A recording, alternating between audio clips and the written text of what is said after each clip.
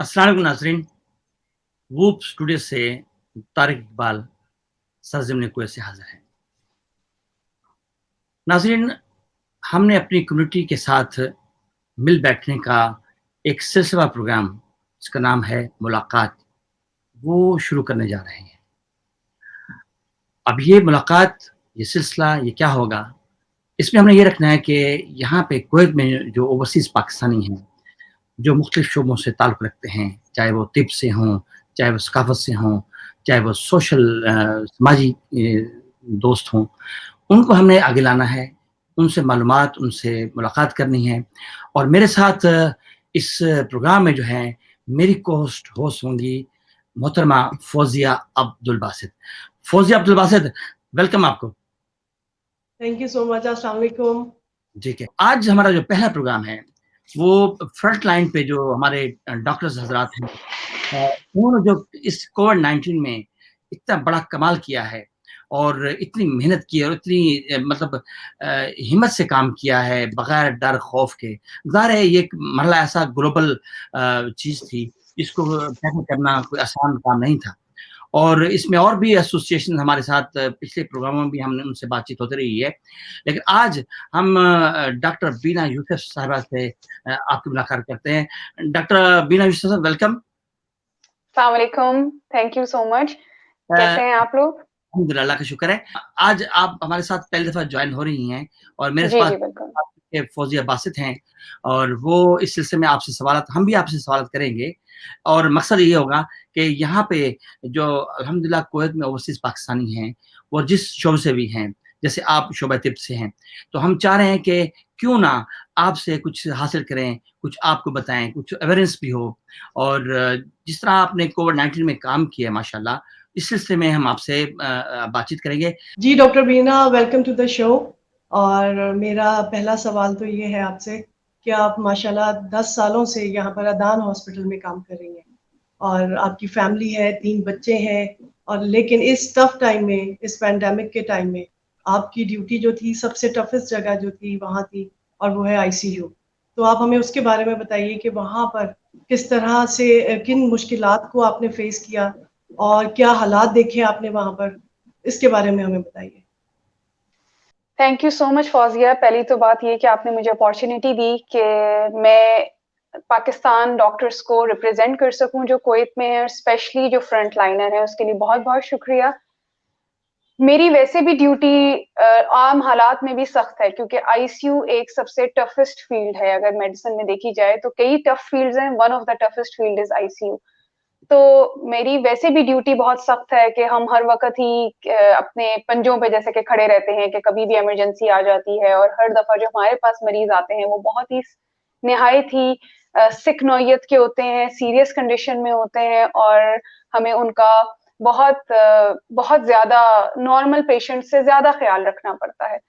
तो वैसे भी हमारी ड्यूटी सख्त होती है, लेकिन ये पैंडेमिक ने जिस तरह से सारी दुनिया के हर शोबों को अफ़ेक्ट किया है, मेडिसिन को सबसे ज़्यादा अफ़ेक्ट किया है और आईसीयू बहुत ही ज़्यादा अफ़ेक्टेड रहा है कि जो मरीज़ आए हैं और बहुत शदीद नौइयत में जो बीमार हुए हैं, वो हमारे पास आईसीयू में लैंड किए हैं, चाहे वो वेंटिलेटर पे थे, चाहे वो वेंटिलेटर पे नहीं थे। तो यस हम सबसे ज़्यादा इस मौके पर जो सबसे ज़्यादा फ्रंट लाइनर्स थे, वो आईसीयू के डॉक्टर्स थे। जी। और डॉक्टर बीना, हम ये भी जानना चाहेंगे कि कुवैत गवर्नमेंट ने कोविड के हवाले से क्या इंतज़ामात किए थे और आप क्या समझती हैं कि वो इंतज़ामात कैसे थे? सबसे पहली बात तो ये है कि मैं गवर्नमेंट ऑफ कुवैत को रियली सैल्यूट करना चाहती हूँ कि उन्होंने इस पैंडेमिक को बहुत सीरियसली लिया और बहुत जल्दी इसको कंट्रोल करने के लिए चीज़ें करनी शुरू कर दी। सबसे बेहतरीन बात तो ये थी कि कुवैत में एक बहुत मेजर हॉस्पिटल ऑलरेडी बिल्डअप था जो जाबिर हॉस्पिटल है। वो एक बहुत ही बड़ा और I think more than 2000 bedded hospital है जो कि ऑलरेडी रेडी था और एक फुली फंक्शनल नहीं था। तो उन्होंने सबसे पहला काम तो ये किया कि उस हॉस्पिटल को as a national Covid hospital of Kuwait बना दिया और सारे पेशेंट सबसे पहले वहां डायरेक्ट होना शुरू हो गए। उसके बाद आप चाहे इक्विपमेंट्स ले लें, चाहे पर्सनल प्रोटेक्टिव डिवाइसेस ले लें, जिसका बहुत पूरी दुनिया में चर्चा है कि अगर डॉक्टर्स को जो सबसे ज्यादा प्रॉब्लम्स फेस हो रही थी वो ये हो रही थी कि पर्सनल प्रोटेक्टिव डिवाइसेस जिनको पीपीई बोलते हैं उनकी अवेलेबिलिटी नहीं मिल रही थी। तो मैं ये कहना चाहूंगी कि चाहे इक्विपमेंट्स हों, चाहे पीपीई हो, चाहे मेडिकेशंस हों, वो सारी की सारी कोविड गवर्नमेंट को हमें इस बात का रियली शुक्रिया अदा करना चाहिए कि वो हम सब डॉक्टर्स के लिए बहुत फ्रीली और रेडिली अवेलेबल थी। कोई मौका ऐसा नहीं आया कि जिसमें हमें लगा हो कि वो चीजें हमारे पास कम हैं। तो पहले जैसे कि मैंने आपको मेंशन किया कि इन्होंने जाबिर हॉस्पिटल को, जो एक बहुत ही बड़ा हॉस्पिटल है, उसको नेशनल कोविड सेंटर के तौर पर सेंट्रलाइज कर दिया ताकि सारे पेशेंट्स जिनको कोविड की बीमारी है वो वहां चले जाएं। उससे ये हुआ कि जो पेरिफेरल हॉस्पिटल्स थे, जो कि पहले से एस्टैब्लिश थे, बड़े बड़े हॉस्पिटल्स, अदान हॉस्पिटल, मुबारक हॉस्पिटल, फरवानिया हॉस्पिटल्स, उनको इतना टाइम मिला कि वो अपने हॉस्पिटल्स की कैपेसिटी इस डिजीज के लिए बढ़ा सकें। तो जितनी देर पेशेंट्स वहां एडमिट होते रहे, हम सारे हॉस्पिटल्स जो पेरिफेरल हॉस्पिटल्स थे लाइक अदान, फरवानिया, हमने उस टाइम को बाय आउट किया और हमने अपनी कैपेसिटी पेशेंट्स के आने के लिए और उनकी अपने बेड कैपेसिटीज बढ़ाने की कोशिश की, और हम अल्हम्दुलिल्लाह एट लास्ट उस पे मिडल ऑफ द पेंडेमिक में पहुंच गए थे कि पेरिफेरल हॉस्पिटल्स जो थे वो ये सारी अपने एरियाज के पेशेंट्स रिसीव कर सकें। आपसे ये पूछना चाहूंगी doctor Meena, being a mother and a housewife, आपके क्या एहसास थे जब आप जाती थी रोज ड्यूटी पर, और आपको किस चीज की कमी का एहसास होता था, या लोगों ने इसको सीरियसली लिया या नहीं लिया? बीइंग अ मदर, जाहिर सी बात है, जब भी हम जाते हैं सबसे सबसे जो एक मेन बात होती है वो ये होती है कि जो हर एक का फेयर था कि जब हम जा रहे हैं, तो जब हम जा रहे होते हैं, मरीजों का सोच रहे होते हैं, तो बेला खौफ जा रहे होते हैं कि अल्लाह ताला ने हमें इतना नोबल प्रोफेशन में बनाया है कि अगर हम किसी की खिदमत कर सकें, किसी के काम आ सकें, तो क्यों नहीं। हम उस जज्बे के तहत जा रहे होते थे। लेकिन हाँ, जब वापस आते थे तो ये जरूर सोचते थे कि हम वापस आ रहे हैं, कहीं ऐसा तो नहीं कि हम अपने साथ कोई इन्फेक्शन लेकर आ रहे हैं, घर लेकर आ रहे हैं, जिससे हमारे प्यारों को, हमारे घर वालों को उससे खतरा लाहक हो जाए। तो ये सोचें बहुत आती थी, और ये अभी भी आती हैं। बीइंग अ मदर ज्यादा आती थी, और मेरे बच्चे बहुत छोटे हैं, तो ऐसा नहीं हो सकता था कि मैं उन्हें आइसोलेट कर देती कि मैं अलग कमरों में रह रही हूँ और वो अलग कमरे में रह रहे हैं। वो बहुत छोटे बच्चे थे, तो ऐसा भी नहीं था कि वो मेरे पास नहीं आते थे। और मेंटली भी जब हम घर वापस जाते हैं तो हॉस्पिटल को थोड़ी देर के लिए कट ऑफ करने के लिए उनके साथ मिंगल होना पड़ता था, उनके साथ टाइम गुजारना चाहिए ताकि हम उसको, उस चीज को, जो इतना एक टफ टाइम है, उसको भूल सकें। तो ये आता था, बस फिर सोचते थे कि ये अल्लाह ताला ने अपनी अपनी एहतियाती तदबीर करते थे, आते थे, कपड़े वहीं, हॉस्पिटल के कपड़े वहीं डम कर कर आते थे, घर आते थे, नहाते धोते थे, पूरी प्रिकॉशंस लेके, और अपनी फैमिली से मिलते थे और अल्लाह ताला से दुआ करते थे कि इंशाल्लाह वो हमारी फैमिलीज को सेफ रखे। डॉक्टर साहबा, माशाल्लाह अच्छी बात हो रही है आपसे, और इंशाल्लाह आपसे मज़ीद भी हम बातचीत करेंगे। कुछ सवाल तरतीब दिए हुए हैं फौजी बासत ने। डॉक्टर साहब, मेडिकल जो शोबा है, इसमें हमने देखा कि ज़्यादातर ख़वातीन जो हैं वो गायनीज़ इस तरह के शोबों में चली जाती हैं, या कोई स्किन के हवाले से भी, क्योंकि उसमें जाती हैं। आपने ये शोबा क्यों अपनाया? कि ये ज़ाहिर है कि ये जो ज़रा टिपिकल का तरह का है, ये कोई वजह थी या कोई आपके फादर ने आपको कहा कि आप ये शोबा अपनाएं? नहीं, बस मुझे यही लगता था कि ऐसी कोई खास वजह नहीं थी, लेकिन मुझे ऐसा लगता था कि फीमेल्स ने अपने आप को रिस्ट्रिक्ट कर दिया है गायनी में, जिल्द में, आंखों के डॉक्टर में या जनरल मेडिसिन में। तो मुझे ये लगता था कि हमें और शोबों को भी एक्सप्लोर करना चाहिए। और अगर अगर अगर ये है कि फीमेल पेशेंट्स अगर किसी और शोबे में जाना चाहे, जैसे कि अगर मेरे पास कोई फीमेल पेशेंट आया और उनकी रिक्वेस्ट हो कि उन्होंने एनेस्थीसिया डॉक्टर को एक फीमेल होनी चाहिए, उनकी आईसीयू डॉक्टर उनकी एक फीमेल होनी चाहिए, तो उनके पास एक अपॉर्चुनिटी होनी चाहिए। तो इसलिए मेरे ज़हन में ये था कि मैं क्यों ना एक नया शोबा एक्सप्लोर करूँ और उसको जॉइन करूँ, जो कि रूटीनली लोग करते हैं, उससे थोड़ा हट कर किया जाए। तो बस यही सोच थी, कोई और खास वजह नहीं। अच्छा, पाकिस्तान में भी आपने मतलब शोबे को अपनाया, वहाँ पे जॉब करती रही आप?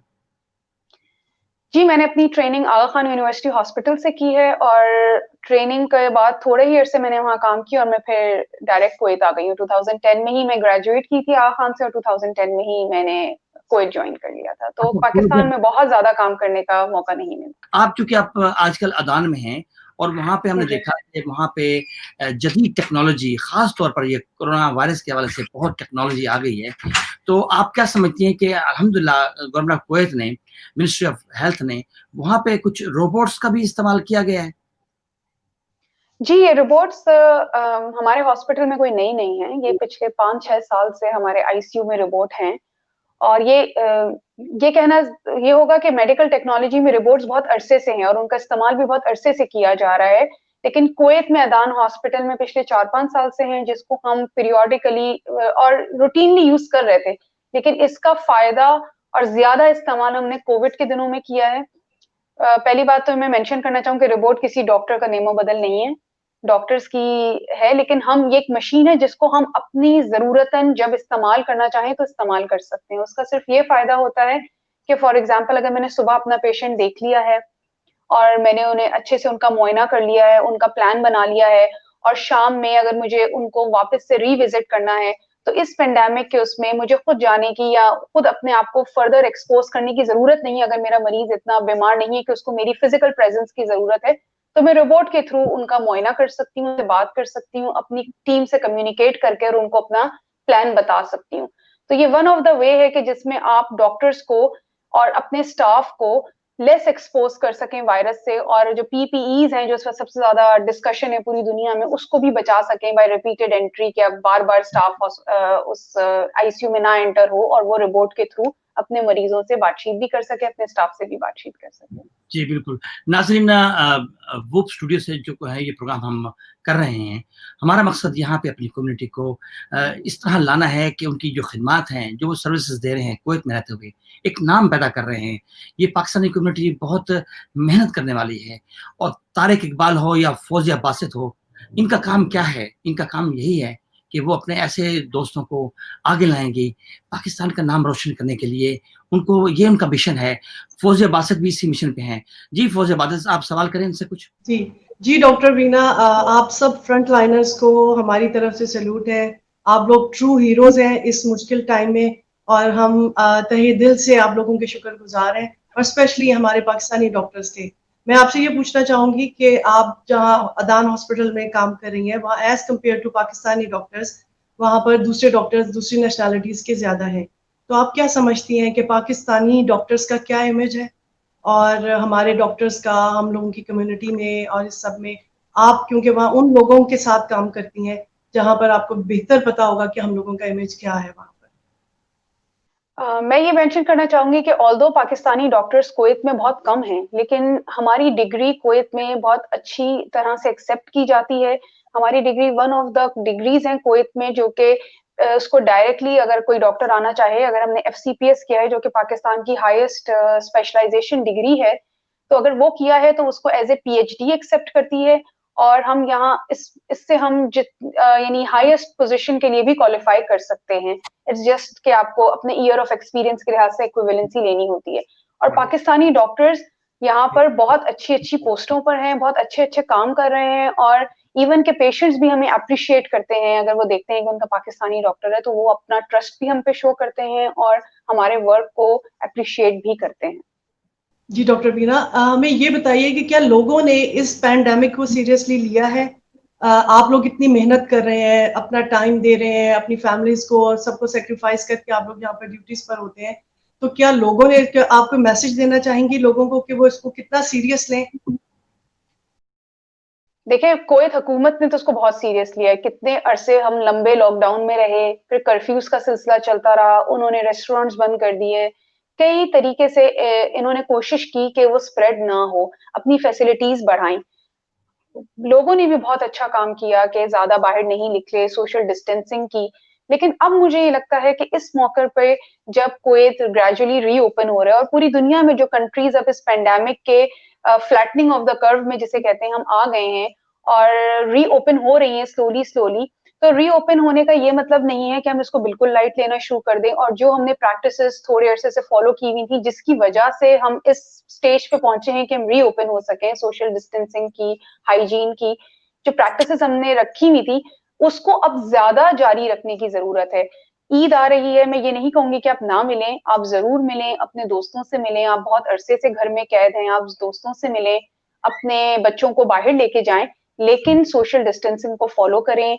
आप मास्क पहन के जाएं जब कहीं कहीं गैदरिंग्स में जा रहे हैं, बड़ी गैदरिंग्स को अवॉइड करें, छोटे ग्रुप्स में मिलें, इंडिविजुअल मिलें लोगों से बजाय इसके कि आप 6, 7 और 10 लोगों को इकट्ठा करके मिलें। आप छोटे-छोटे ग्रुप्स में मिलें। बाहर जा रहे हैं तो जहाँ क्राउडेड जगह है, अगर आप जैसे बीच पे जा रहे हैं तो कोशिश करें कि आप क्राउड की जगह पे ना जाएँ। आप छोटा कोई ऐसे कॉर्नर पे जाके बैठें जहाँ लोग नहीं हैं। मैं तो इस ये नहीं कि आप घर में ही बैठे रहें, आप बाहर निकलें, लेकिन स्मार्टली मूव करें और सोशल डिस्टेंसिंग को फॉलो करें। मॉल में भी जा रहे हैं तो आप ग्रोसरी स्टोर में भी जा रहे हैं तो मास्क पहने, बार-बार अपने हाथ को सैनिटाइज करें, स्पेशली जो हाई टच एरिया है, जिन इसको मैं बहुत मेंशन करना चाहती हूँ। हाई टच एरियाज़ कहते हैं जो बार-बार टच किया जाता है, जैसे लिफ्ट का बटन है, डोर हैंडल्स हैं और कोई रीलिंग्स है, जो चीज़ बार-बार टच की जाती है वो हाई टच एरिया है। तो जब आप हाई टच एरिया को टच करें, तो उसके बाद आप फौरन अपना हाथ सैनिटाइज करें या धोने की फैसिलिटी तो उसको वॉश करें। तो ईद में मिलें अपने दोस्तों से, लेकिन सोशल डिस्टेंसिंग को फॉलो करें और बड़ी और लार्ज गैदरिंग्स खासकर जो क्लोज स्पेसेस में हैं उनको अवॉइड करें। जी, डॉक्टर साहब माशाल्लाह बड़ी अच्छी बातें हो रही हैं और मैं शुक्रगुज़ार हूँ हमारी को-होस्ट फौज़िया बासित का और इंशाल्लाह नाज़रीन ऐसी चीज़ें आएँगी, आपको महसूस होगा कि यहाँ पे उन लोगों को उनको आगे लाया जाएगा, उनकी परफ़ॉर्मेंस दिखाई जाएगी, बताई जाएगी। परफ़ॉर्मेंस की बात हुई तो डॉक्टर साहब आप 10 साल से यहाँ कुवैत में हैं और मतलब हमारी तो अनजान थी, किसी ऑर्गेनाइज़ेशन को जॉइन करती, यहाँ तो वो पाकिस्तानी डॉक्टर्स एसोसिएशन भी है, कोई इरादा हुआ ऐसा कुछ? बस बहुत एक तो मेरा काम बहुत टफ था, ऊपर से लाइफ एक फीमेल के लिए इतनी टफ जॉब करना, फिर घर जाना, अपने घर को टाइम देना, अपने बच्चों को टाइम देना, तो उसमें मुझे लगता था कि मेरे पास टाइम नहीं है इतना ज़्यादा। और फिर मैं कुवैत में कुछ ऐसे इन्वॉल्व थी अपने कुवैत के काफ़ी चीज़ों में कि जैसे कि मैं अपने डिपार्टमेंट में सारे प्रोटोकॉल्स बनाने में, सारी गाइडलाइंस बनाने में बहुत एक्टिवली इन्वॉल्व थी कि जो मेरा एक्स्ट्रा टाइम होता था, मैं रिसर्च में इन्वॉल्व थी कि मैं उस जगह पे सर्व करती थी। तो उस वक़्त मेरे लिए इतना टाइम नहीं हुआ, लेकिन इंशाल्लाह फ्यूचर में ज़रूर जॉइन करने का इरादा है। इतना टाइम ज़रूर दें क्योंकि फौज़िया बासित बहुत सोशल हैं और इस वक़्त लीड कर इंशाल्लाह। रही हैं यहाँ पे डिप्लोमैटिक वुमेन कम्युनिटी को, जो यहाँ पे अल्हम्दुलिल्लाह एक बड़ा एज़ाज़ है इनके लिए कि कुवैत में रहते हुए वो इस वक़्त इंटरनेशनली माशाल्लाह मेहनत से काम कर रही हैं। डॉक्टर बीना, हम ये भी जानना चाहेंगे कि हर्ड इम्यूनिटी क्या है? ये क्या कॉन्सेप्ट है? और इसको कैसे इम्प्लीमेंट किया जाता है? हर्ड का मतलब होता है एक बिग ग्रुप ऑफ पॉपुलेशन। तो हर्ड इम्यूनिटी का ये है कि हर्ड इम्यूनिटी कई तरीकों से हासिल की जा सकती है, या तो दो उसके बेद 2 तरीके हैं, या तो कंबाइन करके 2 तरीके या सिंगल 2 तरीके। एक तो ये कि वैक्सीनेट करके आप लोगों को उस बीमारी के खिलाफ, जो कंटेजियस डिजीज़ेज़ होती हैं, जो वबाई टाइप की बीमारियाँ होती हैं, उनके खिलाफ आप लोगों को प्रिपेयर करते हैं, उनकी इम्यूनिटी डेवलप करते हैं।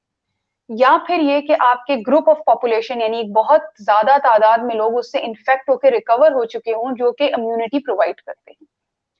तो ये हर्ड इम्यूनिटी का कॉन्सेप्ट पहले भी था और काफ़ी डिजीज़ेज़ के लिए हमें हर्ड इम्यूनिटी मिल चुकी थी, जैसे कि मीज़ल्स के लिए मिल चुकी थी और काफ़ी इस तरह की डिजीज़ेज़ के लिए इन्फ्लुएंज़ा का जब पैंडेमिक आया था, उस दौरान के बाद भी हर्ड इम्यूनिटी काफ़ी कम्युनिटीज़ में डेवलप हो चुकी थी। प्रॉब्लम ये है कभी कोरोना के लिए इट्स टू अर्ली। ये कहना कि हर्ड इम्यूनिटी डेवलप हो गई है या होने वाली है, ना तो अभी हमारे पास वैक्सीन मौजूद है, ना अभी अभी हमें इसका कोई फिगर और फैक्ट्स मौजूद नहीं है कि कितने लोग यानी कितने, एक तो ये है ना कि रियल नंबर जो हमारे पास है कि जो कि इन्फेक्ट हुए हैं, कितने लोग हैं जो कि टेस्ट ही नहीं हुए, कितने लोग हैं जो कैरियर हैं, इसकी अभी पूरी कोई रियल डिटेल नहीं है हमारे पास and it's too early to say कि हम हमारी कम्युनिटी को या पूरी दुनिया में कोरोना के लिए हर्ड इम्यूनिटी डेवलप हो गई है कि नहीं। तो मेरे ख्याल में उसको भी नहीं सोचना चाहिए कि हर्ड इम्यूनिटी डेवलप हो गई होगी और हम बाहर निकल जाए, नहीं। सोशल डिस्टेंसिंग फॉलो करें, अपनी सारी प्रिकॉशंस लें, टिल ये प्रूव नहीं हो जाता, वैक्सीन नहीं आ जाते कि हर्ड इम्यूनिटी डेवलप हो गई है। जी, जी, जी। जी doctor Beena, thank you so much आपके टाइम का। मैं लास्ट में आपसे एक मैसेज लेना चाहूँगी कि आप नाज़रीन को कोई एक मैसेज दीजिए कोविड के हवाले से, ईद के हवाले से। आप अगर कोई एडवाइस करना चाहती हैं, तो प्लीज़ वो दीजिए। मेरे ख्याल में ये एडवाइस आप लोग, तब तो बहुत अरसे से हम ये बात सुन रहे हैं कि कोरोना आप खुद नहीं आएगा, आप उसको लेकर आएँगे। तो ये एक बहुत इम्पोर्टेंट बात है कि जब तक आप उसको लेकर नहीं आएँगे, वो अपने घर में नहीं आएगा। और ये पैंडेमिक इतना फैल चुका है कि आपको नहीं पता कि जो आपके सामने बंदा है, वो इससे अफ़ेक्टेड है कि नहीं है। तो आप अज़्यूम मत करें कि मैं जिससे मिल रहा हूँ, वो इससे अफ़ेक्टेड नहीं है। आप सबको इस वक़्त कम्युनिटी में कैरियर समझें और उससे उतनी ही प्रिकॉशंस लें जितनी की इसमें बताई गई हैं। मास्क पहने, सोशल डिस्टेंसिंग करें, हैंड वॉश करें। अभी ऑफिसेस खुल गए हैं, ईद पे लोगों से मिलना जुलना होगा, तो प्लीज जैसे कि पाकिस्तान में हुआ था छोटी ईद के बाद एकदम से नंबर्स बढ़ गए थे, उस चीज को वापस मत दोहराइए। मिलिए लोगों से, डिस्टेंस रखिए और इस बात का ख्याल रखिए कि हम डॉक्टर्स अपनी जानें खतरे में डालकर, अपनी फैमिलीज को रिस्क कर कर आपको आपके लिए आते हैं सामने। तो प्लीज हमें भी ख्याल में रखिए कि अगर आप एहतियात करेंगे तो इनडायरेक्टली आप अपनी फैमिली को, अपनी कम्युनिटी को और हम डॉक्टर्स को भी रिलीव करेंगे। तो प्लीज इसको फॉलो किया जाए। जी, माशाल्लाह, बहुत शुक्रिया, बहुत अच्छी बातें हुई और इंशाल्लाह हमारा आपसे राब्ता रहेगा और जब आप ज़्यादा सोशल हो जाएँगी, तो फिर तो इंशाल्लाह फिर इंशाल्लाह। काफ़ी होंगी। आपका बहुत शुक्रिया, बहुत अच्छा लगा और हम उम्मीद करेंगे नाज़रीन, आज का ये प्रोग्राम, ये पहली काविश थी जो फौजिया अब्दुल बासित और तारिक इकबाल ने प्रोग्राम मुलाकात के हवाले से की और वूब स्टूडियो से अब हम इजाज़त चाहते हैं। अल्लाह हाफ़िज़। अल्लाह हाफ़िज़। अल्लाह हाफ़िज़।